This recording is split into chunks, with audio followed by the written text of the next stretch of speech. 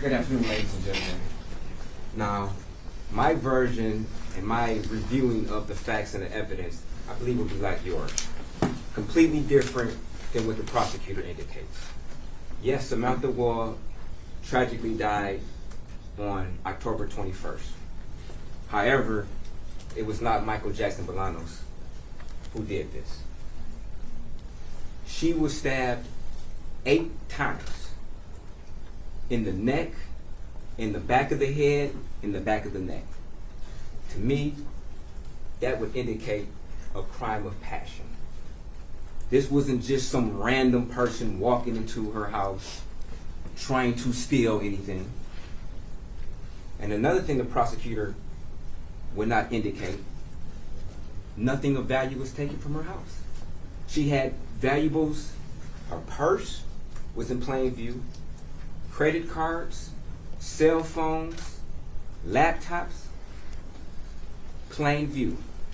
Now, I suggest if anybody came into this particular house to steal something and to stab her 8 times, surely they would have taken something of value. Another thing that the prosecutor would not mention, she was beaten up. She had contusions on her face. She had bruises on her face. She struggled. Whoever this was, she struggled with them, and this particular situation took time.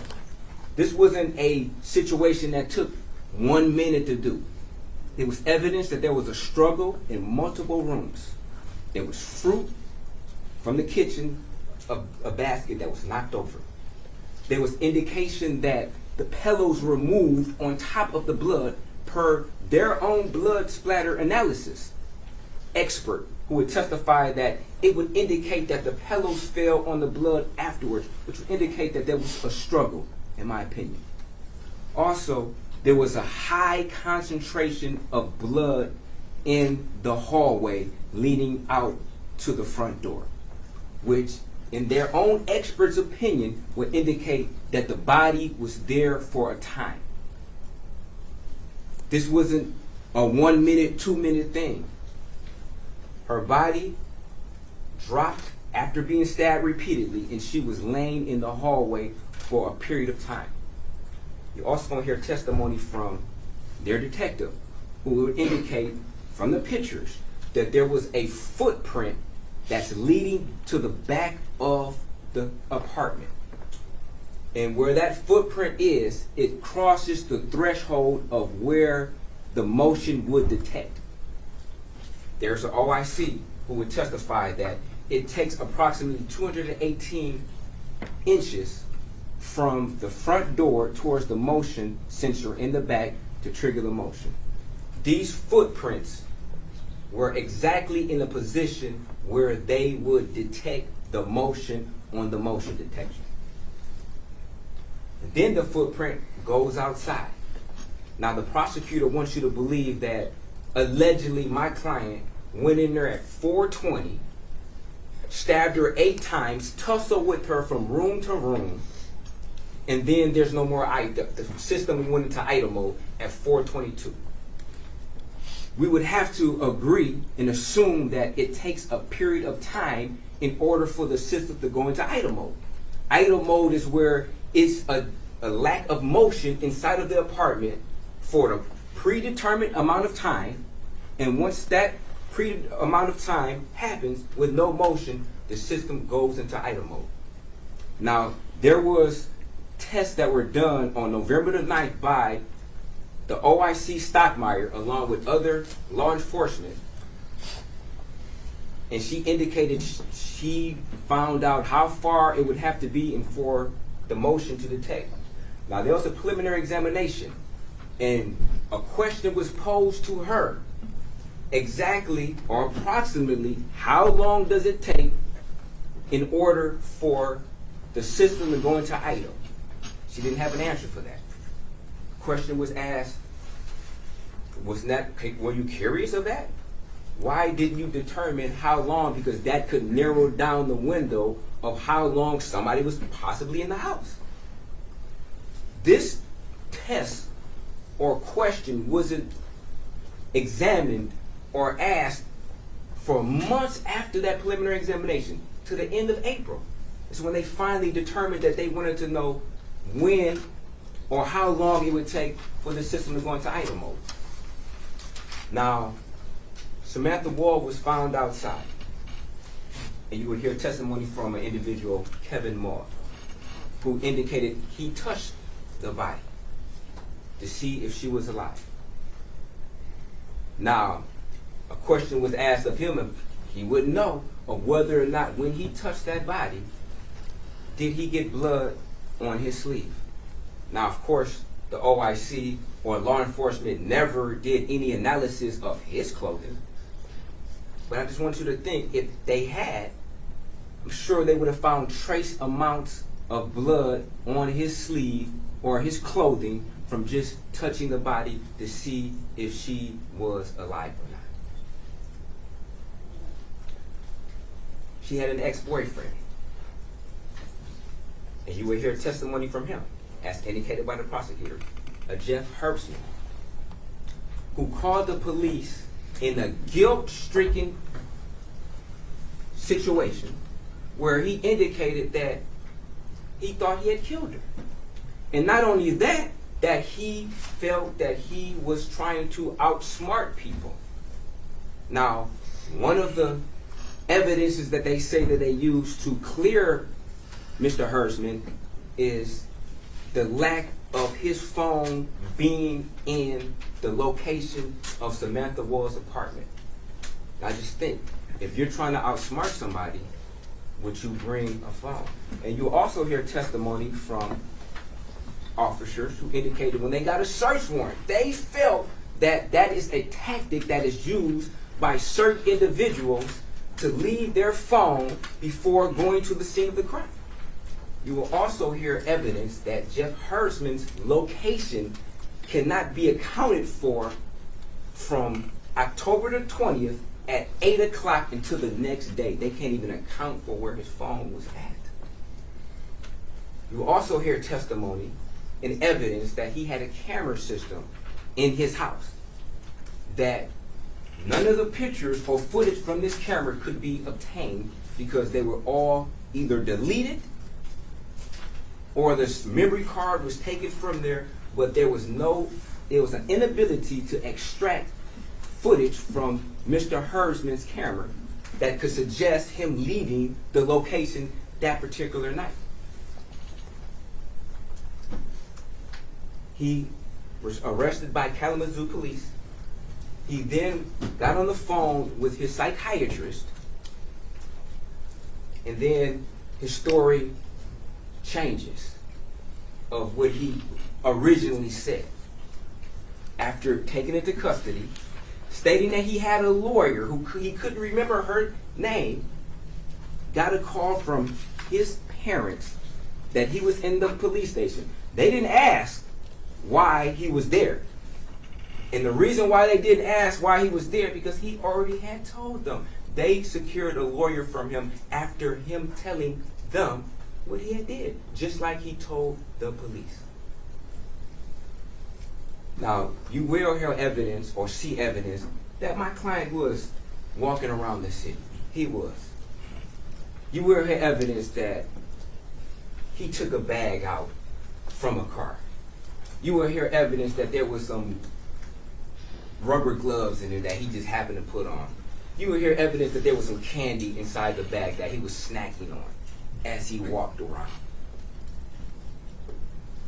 You will also hear evidence from a Detroit police officer, Chad Osmond, who indicated that when Mr. Jackson-Bolanos was arrested, that he in fact told Officer Osmond that, yes, I was in the area. I seen somebody laying on the ground. I walked over to the body to see if they were alive, and I touched her. And I realized she was dead and ran off. Judge, objection. Could we approach? Yes.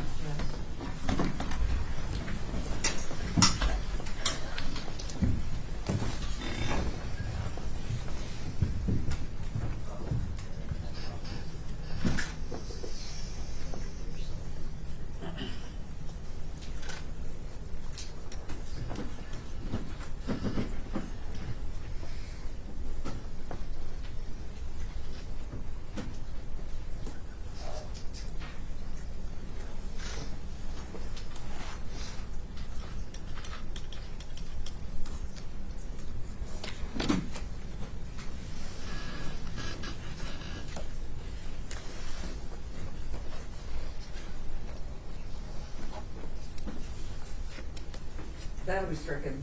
That is referencing hearsay, and you're not to consider that.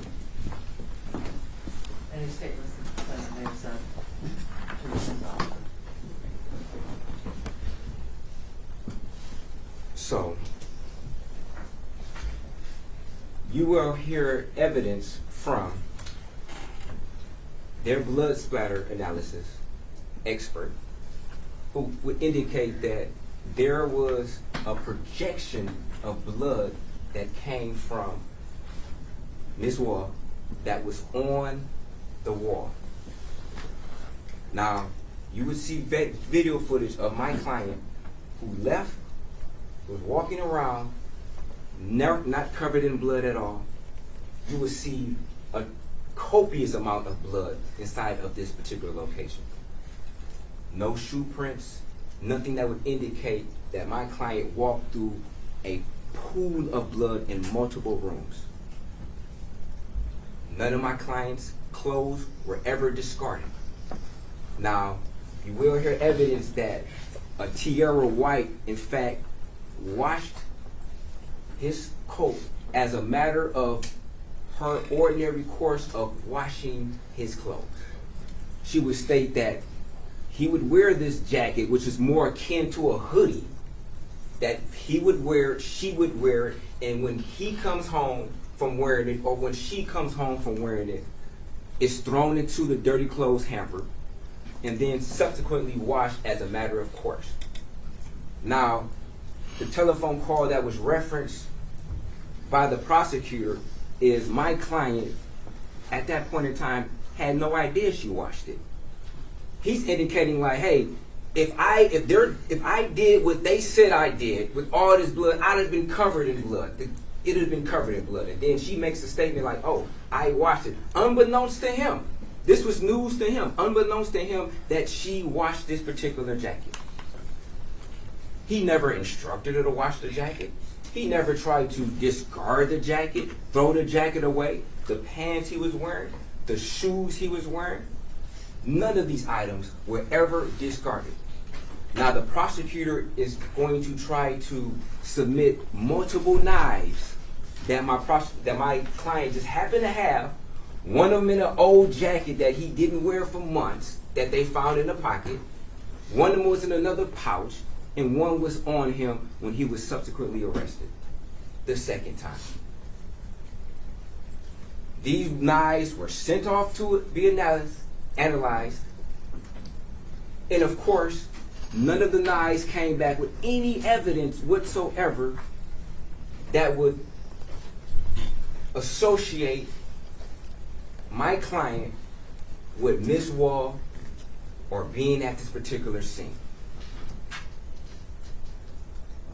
The only evidence that they have is a trace spot on the back of a sleeve.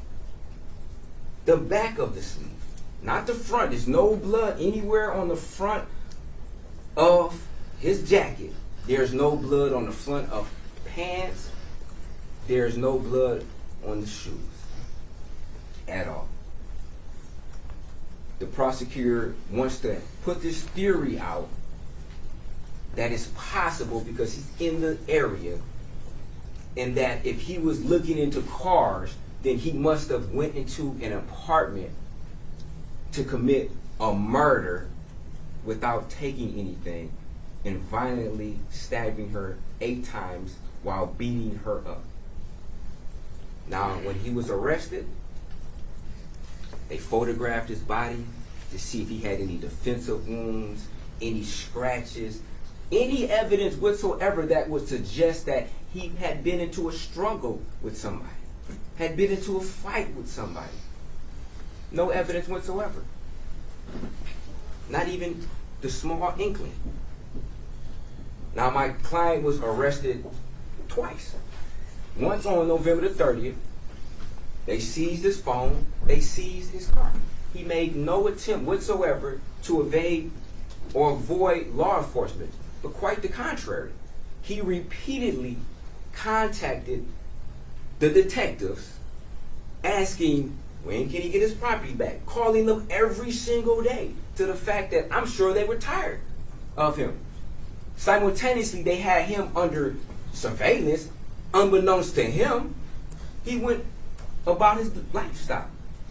Going to work, going to home, taking his friend to work. Made no effort whatsoever to try to leave, to conceal, or do anything whatsoever. Now, when he was questioned by the officers originally made reference to glasses that my client had previously pawned. Some Cartier glasses, expensive glasses. And if anybody knows about Cartier glasses, they know that sometimes people are, violence happens beyond these glasses. People want these glasses. So when the police are asking him about glasses, he's thinking like, "Mate, what you saying? I found these glasses. I didn't take them from anybody. I didn't rob anybody for these glasses at all." So they were being very vague.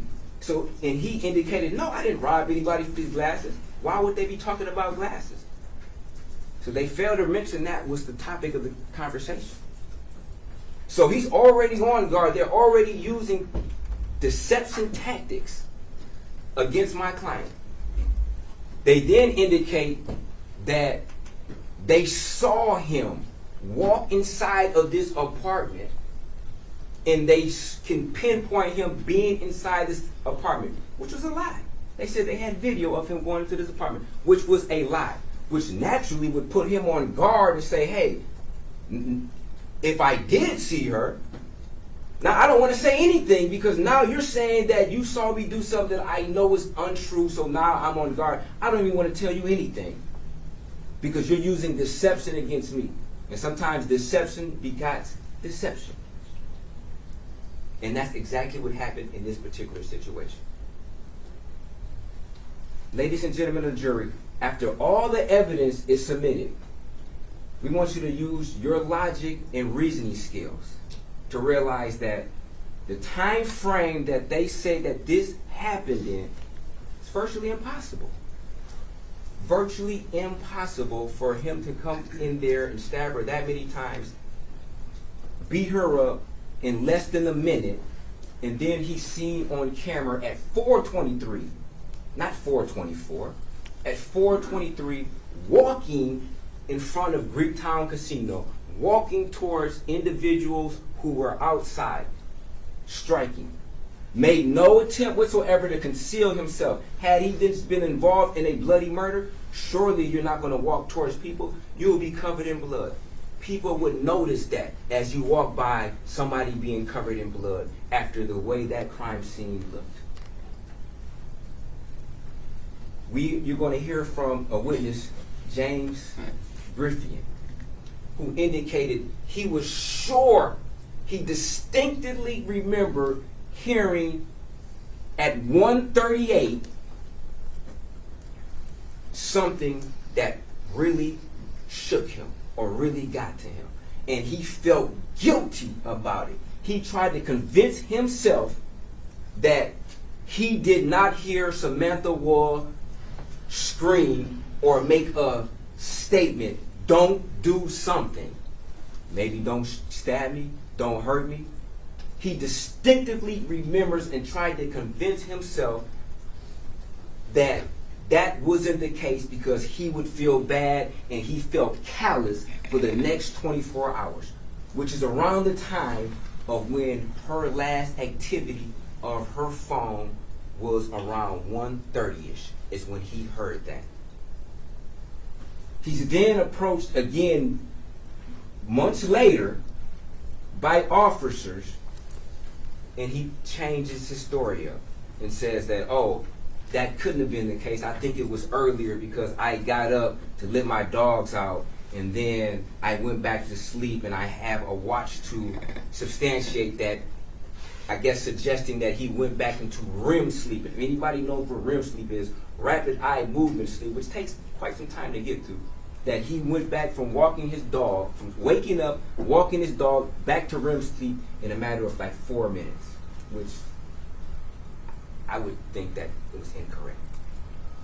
He just wanted to convince himself that he did not hear the murder of Samantha Woll, because that would be weighed upon his conscience.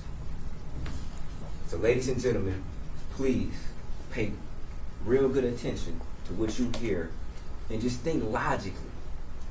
And I believe you will come back with a not guilty. Thank you. Thank you, Mr.